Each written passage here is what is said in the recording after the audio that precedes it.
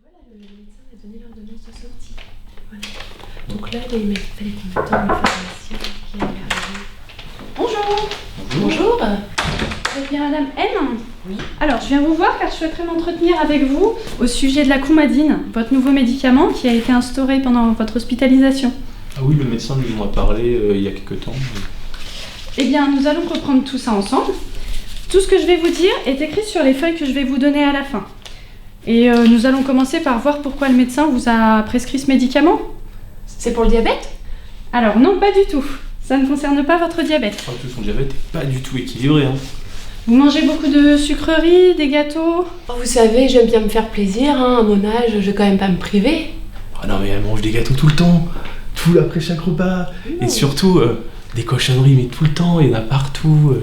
Ah, ça va pas du tout ça. Il faut réduire tout ce qui est aliments sucrés, les sucreries, et privilégier tout ce qui est aliments sans sucre ajouté. Voilà, éviter les gâteaux. Bon, revenons à votre fibrillation atriale. C'est un trouble cardiaque qui provoque la formation de thrombus partout dans le corps. Et ces thrombus peuvent être à l'origine d'un nouvel AVC.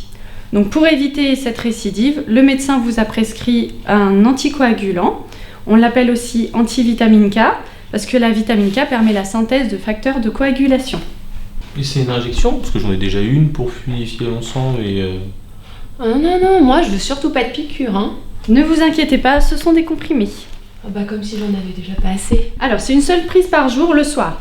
Et il ne faudra pas l'oublier, c'est très important. Hein. Est-ce que vous prenez bien vos traitements chez vous? Bon, bah, je me débrouille, hein. Dans l'ensemble, je me débrouille. D'accord, bah, très bien. Alors, vous avez une surveillance biologique pour ce médicament qu'on appelle l'INR. C'est une prise de sang à faire. Donc, au départ, ça va être assez rapproché. Et puis, ensuite, ça sera un petit peu plus éloigné. Donc, c'est à faire dans le même laboratoire. Et cet INR doit être compris entre 2 et 3. Votre médecin va également surveiller votre fonction rénale. Et puis, il va continuer à surveiller votre diabète avec la glycémie. Pour revenir par rapport au laboratoire, il faudrait que je l'emmène au laboratoire ou que ce soit une infirmière qui vienne chez elle ou pas? Non mais tu sais, j'avais une infirmière avant qui venait à la maison. Elle était plutôt gentille, Oui, pour la rappeler. Je pense. Alors ça, c'est vous qui choisirez, il n'y a aucun problème. Vous pouvez faire soit au laboratoire, soit avec une infirmière. Je vais vous donner un petit carnet de suivi qu'il faudra emmener. Les papiers. Il faudra l'emmener à chaque fois que vous allez chez le médecin.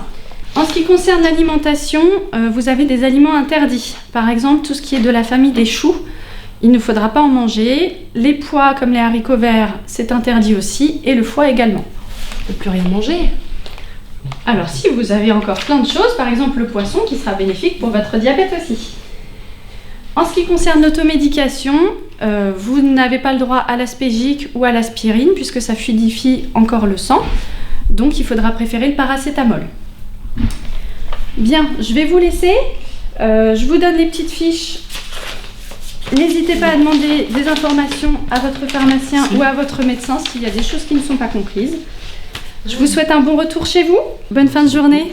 Au revoir, messieurs, dames.